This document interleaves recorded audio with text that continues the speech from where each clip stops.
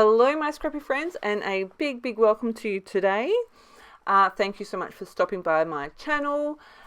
If you missed it at the beginning there, this is my first share here on YouTube as part of the Traci Reed Digital Designs, part of the hybrid team. I am so freaking excited to be here. Traci, if you're watching, thank you. I love your designs. And seriously, I'm just still kind of like going, wow, she offered me a spot. So, the collection that I'm using is the Hearth and Hollow collection, which was brand new at the end of October. So, if you've missed the sale, I do apologize if you've been waiting for me to share it. But whenever Traci has a new collection, she does put it up for sale with a discount the first weekend it goes live. So make sure you subscribe to her newsletter. I will make sure I link everything in the description box below. And I just, I love these collections. One of the things that I love about the digital collections is I can print what I like from the collection without being stuck with pieces that I do not like or don't think I will use. Ordinarily with Traci's collections, I do print the entire sticker sheets because I love them. I do, however, pick and choose any papers that I want to print. So what I've got here is some 6x4 cards. 6x4 cards and the Traveler's Notebooks signatures. I have I have printed those at home on my Canon. It is a TS 9565 printer. I love this thing. For anyone that's in the US, it is the Australian equivalent to the same one that Sarah Scraps uses. But because we work in metric here, it goes to A3, which is like 30 centimeters, where 12 by 12 is 30.5 centimeters. So I have printed this background as well, actually, and this is using some elements from the digital kit, which is different to the stickers and things. I thought I'd have a bit of a play, and I've used a couple of the paint splatter thingies, smears. I love them. They look so good. Playing with some shadows in Photoshop. I am not the person to come to for lessons on Photoshop scrapbooking. I really am not. I'm kind of winging it and hoping for the best. But I do have fun, and once I have got to a point where I'm fairly happy with what I've got, I leave it alone, because I know that when I start to do extra on the computer, I kind of go, how did you get here? What did you do? So I've used the paint splatters and then the sequins that are in the scrapbooking kit for this collection. Like I said, played with some shadows, some opacity, saturation, all that kind of stuff, and I had heaps of fun with this. If you have been following me, you will know that it is not very common for me to use brown unless it is in a wood grain, but you can see I've used a brown 12 by 12 background here.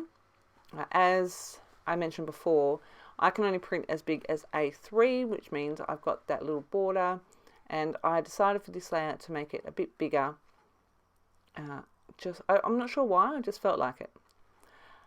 You can see here that I have got the 3 sticker sheets. Now, again, with the size difference of the papers, I kind of have to play with how I have these print as well. I can record a process for anyone if you are interested on what I do and how I do it. But essentially, I get about an extra inch or so at the bottom where I can add extra stickers. And you can see on that one there that I've added a whole row of extra florals, because Traci does amazing florals. On this particular sticker sheet here that's on top, you can see along the bottom there I've added extra mushrooms and leaves. They are adorable. So yeah, that's one of the things that I like about printing on the A4 instead of the 8.5 by 11. And these are sticker sheets that I print straight onto. if anyone is interested, I can show you what I use as well.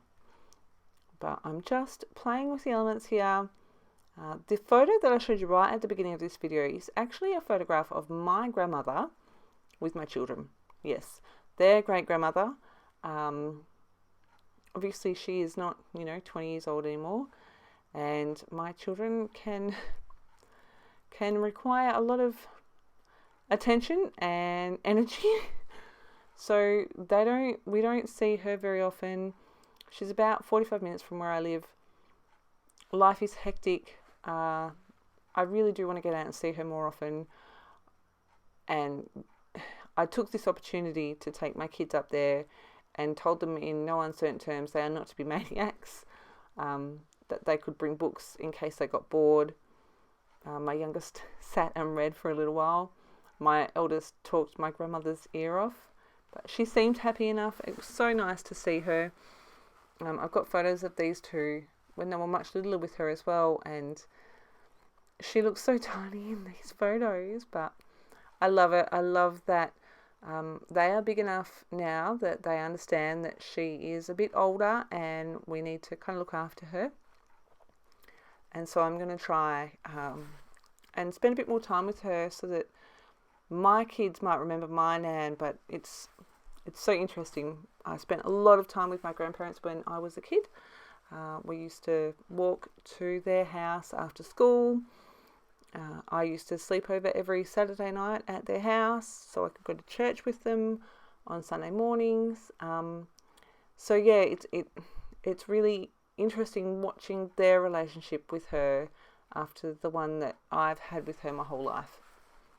So this was really quite precious to watch, and I kind of sat back as almost a spectator, which was very different, but yeah, I think it just goes to show how quickly time passes and how quickly our children grow up.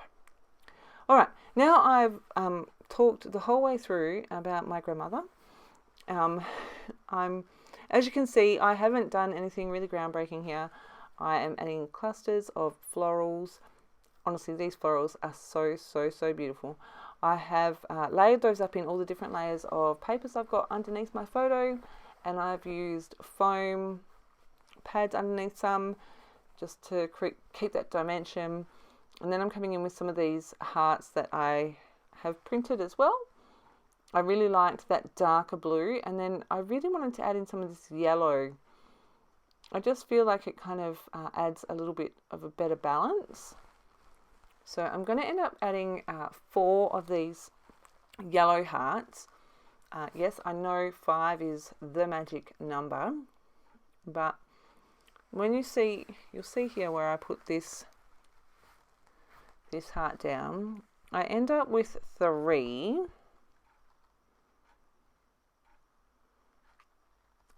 But that flower up on the top left hand side kind of draws your eye as well. So I'm like, oh, it feels really unbalanced. So I did find a little tiny heart in the same color that I'm going to stick right up here, and I feel like that just gives that diagonal balance and balances that really dark blue as well.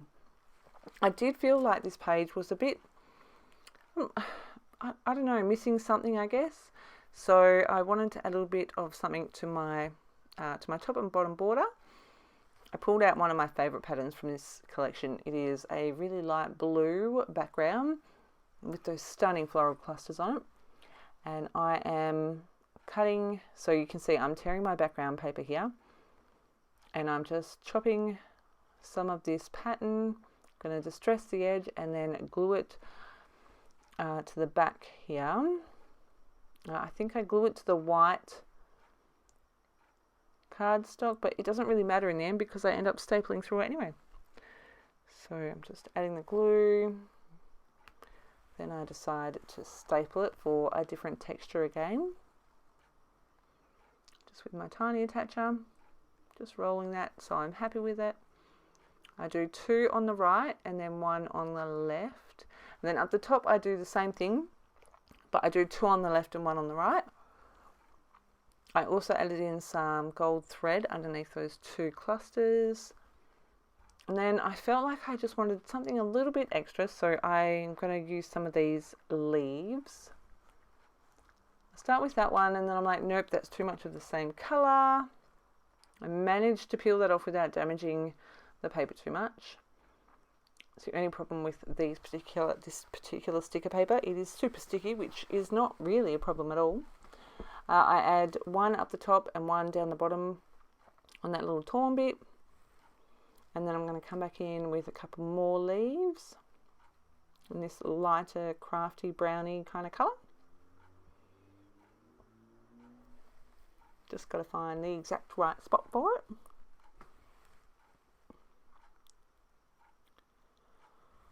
And another one up the top.